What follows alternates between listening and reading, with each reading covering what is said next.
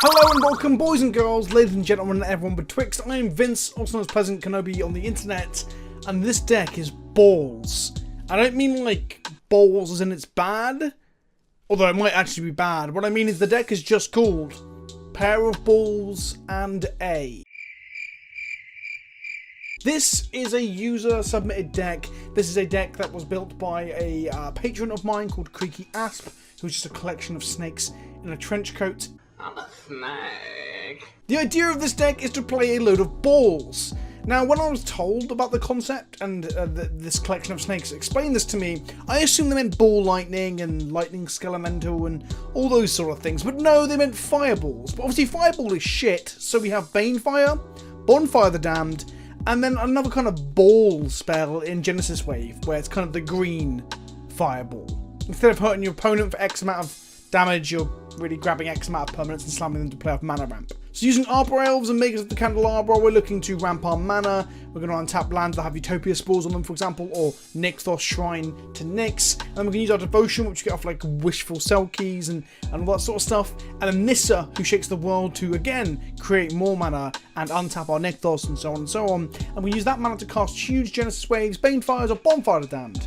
The other interesting card in the deck is Unbound Flourishing. Unbound Flourishing doubles any X cast spells, so a Genesis Wave for 3 or 4 will be 2 Genesis Waves for 3 or for 4. And that's the deck. It's definitely big, but not very clever. I get that the joke name about balls is very lewd and silly, but I mean, I'm there for it. I'm here for it. Give me some balls. Put your balls directly on your playmat and show your opponents. I guess actually you don't put these balls on the playmat, really. Both Genesis Wave, Banefire, and Bonfire the Damned never come into play. They go onto the stack. Put your balls on the stack. Also, it's called Pair of Balls and A, because then, as you can see here, when you have the tab open at the top on MTG Goldfish, it says Pair of Balls and a Deck, which if you don't know, deck is very close to the word dick. If you enjoy this video, make sure you hit the like button down below. Drop a comment in the comment section telling us what you think of the deck. Of balls, and then let us know what you think would be good in ways to change it or improve it. It's essentially some sort of mid-mash of Devotion and Ponza without the land destruction. The deck is undoubtedly fun, but I end up going 2-3 in my league with it. So let us know if there's any improvements down below. Let us know what your favourite bit is. Let me know if I missed an obvious balls pun. If you want to submit decks for me to play, the only way to do that is to join my Patreon. There's a link in the description below. If you want to get involved with the Discord server and the coming Minecraft server attached to the Discord, yes, I did say Minecraft server. That's all just the basic tier of Patreon. The higher tier allows you to submit decks that I'll play and take part in what are going to become the monthly or bi-monthly PleasantKenobi pub quizzes. With all that out of the way, let's get into the game. I'm a snake. Well, well, well, well. This hand looks like a load of balls. I'll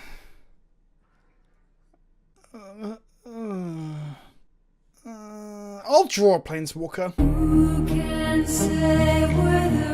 They turned one on Mox Opal, telling me this is probably some version of, well, Emery Ascendancy or something? Pentad Prism. I always find it funny because the word prism rhymes with jism. That's not true. I never find that funny. I just thought I'd bring it up because this video is called Balls, and I've been pretty fucking crass so far. Oh look, another land! Just what I wanted. We play our Birds of Paradise and we slap our opponent for 1 with our Ball Elf Arbor Balls. I was going to do this thing where I called every card in the deck something balls, or I placed a word in the name, like Ball Witness or Balls of Paradise. But the first one I went to do was Arbor Elf, and it's just not very good. Stomping Balls. Okay, that's pretty good. I'll take that one. Whirza. Okay. Goblin Engineer. Okay. Sword of the Meek.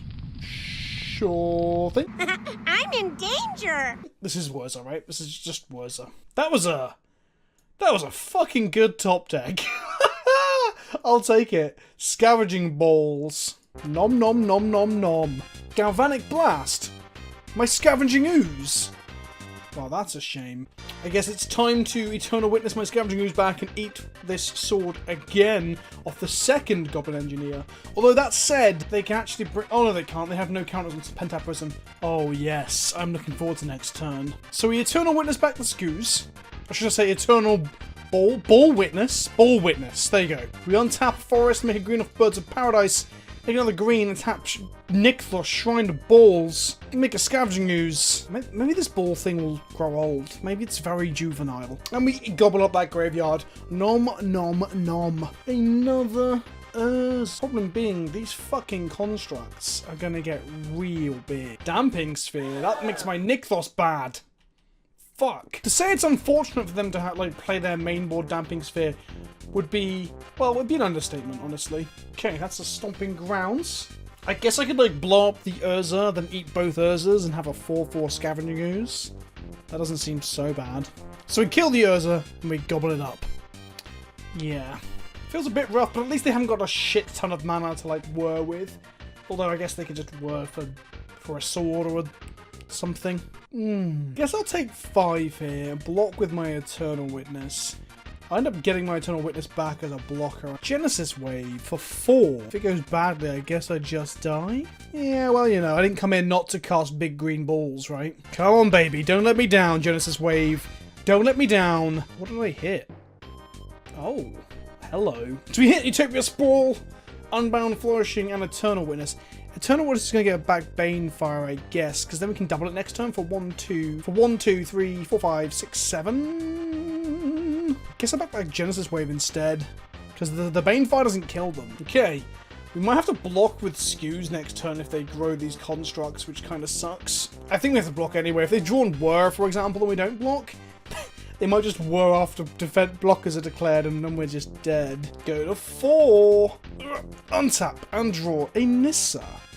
Interesting. I don't think we can Nissa this turn, because that doesn't make us a big old wave, you know? Then we're going to Genesis Wave for like a big amount. 6 in this case, which then becomes a Genesis Wave for 12, right? Oh no, we just get 2 6s, which is different. That is different. Garrick, Lotus Cobra, Sprawl, Garrick, Eternal Witness. Okay. And then we're going to choose green for our Sprawl. We're going to stick it on the same land, I guess? Yeah. If we draw a Nissa off the second Genesis Wave, that helps, right? And we'll get back Scavenging Ooze just in case. And then the second Genesis Wave resolves, and we get... Oh, it's going to be pretty good with the Lotus Cobra. That's for sure. Shrine, Forest, Arbor Elf, Stomping Ground, Wooded Foothills. Is that everything? Would I like to pay 2 life? Yes.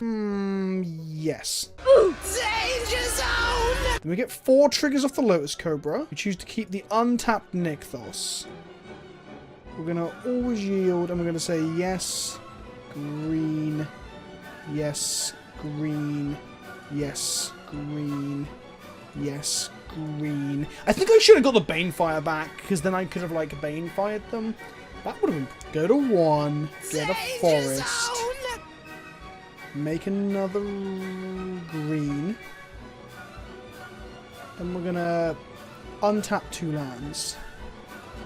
This one, this one. We're then going to cast Nissa. We're going to tap for 4, 5, 6, 8 even. Another colourless. Another green. We're then going to untap this forest. Make another load of mana. And then I'm going to make an Eternal Witness. Get back Genesis Wave. Cast a wave for 7. Well, for 4. We're going to get a Magus of the Candelabra and a Wistful Selkie. Okay. Which draws us a card, and we draw a Genesis Wave. Then we get a Sprawl, a Flourishing, a Forest, and an Arbor Elf. Okay. And then we're going to make the Sprawl make green, and we're going to attach this Sprawl to this forest over here, I guess. And then we're going to make it green. We're going to tap this for double green, play a Scavenging Ooze. Wait, why does this Scavenging Ooze cost so much? What the fuck? Huh? Okay, I asked my Discord because I couldn't figure it out. I've only just realised that the Damping Sphere is making all my spells cost more. I didn't realise because I had so much mana. Okay, I guess we pass back and hope they don't randomly like Galvanic Blast me. That would be bad. Real bad. Oh, there's an island. They attack me. We're gonna go to blocks.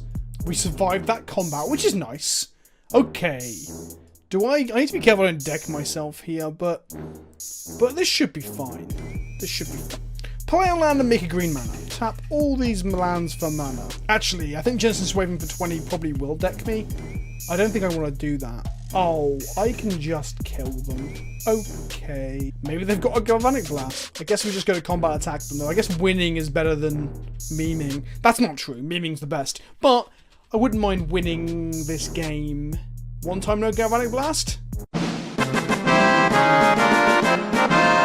Well, this hand's got a Wistful Selkie in it, so it's gotta be good, right? Thoughtseize!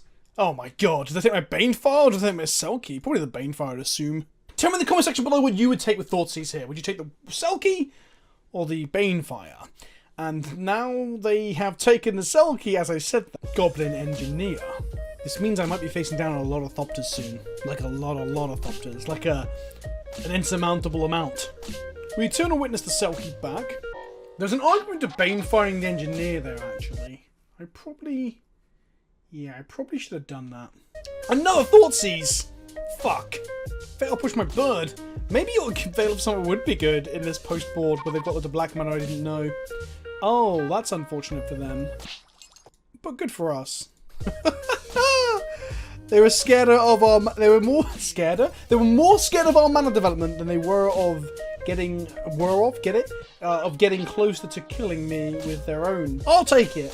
When the Balls deck strikes fear into the Whirza deck, that's when you know things are going well. Gal Blast, fuck. You draw a million Eternal Witnesses stuck up my sleeve and or thing. We're gonna Genesis Wave next turn. Hopefully we draw another land so we can Genesis Wave for at least 3. It's a value Genesis Wave as opposed to a game-winning Genesis Wave.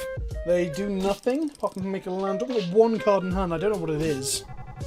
Unbound Flourishing. Well, I guess the Genesis Wave can wait for a turn, right? Just one time no Thoughtseize, please. They play a Bauble. They play a land. They're now help. They crack set. I guess they're going to replace their Astrolabe with the Bauble. Draw a Lotus Cobra, which is good. But I think I'm just going to do this instead. 2. Do I have to Banefire the Engineer? We get to Banefire their face at the same time, so that's... We trigger Unbound Flourishing. They're going to replace the Astrolabe with the Bauble, which we knew was coming. Get in for 2, take him to 7. They crack the Bauble. Draw another card. Our opponent has 3 cards in hand, and they are thinking long and hard. And we got there. Sweet. So that was Balls. I hope you enjoyed. Make sure you hit that fucking like button and share the video with your friends. And in the meantime, here's an advert for my t-shirt campaign that finishes next Monday. You've only got 7 days from the release of this video to pick it up, so buy yourself a fucking shirt. From the man that brought you bees and got Stoneforge Mystic unbound in Modern, it's the new t-shirt from PleasantKenobi. Have you always longed to be as sexy, sensual and bearded as PleasantKenobi? Well, that's impossible, but you can buy one of his shirts and try to fake it, you dirty peasant. Alright. Has Oko got you down? Did he turn both of your parents into elk and leave you for dead in the woods?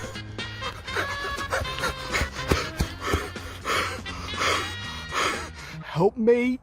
He's coming! Are you sick of the lack of alternatives to Standard on MTG Arena? Do you wish Ren 6 was never printed?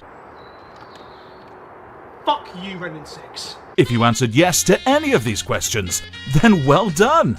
You're a Magic player, so buy your PleasantKenobi shirt now. Crippling sense of anguish, self-doubt, existential terror.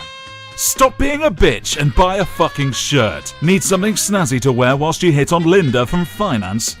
How about you stop sexually harassing your co-workers for once and buy this fucking shirt? It's made from black polyester. Black poly cotton dioxide.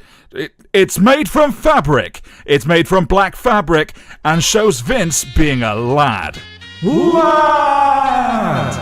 It even has hidden modes and alternative uses. It can cover your face if you're repulsive, which, let's face it, you probably are.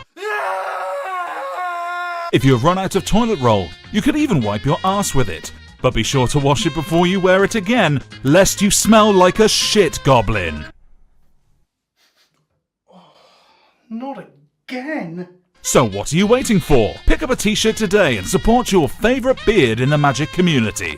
as stated by LSV. PleasantKenobi has like a real slick beard. I think his beard looks very well maintained and looks really good. Buy it now! No, but seriously, you only have a week or so to pick this up before it's gone. Buy, consume, feed him.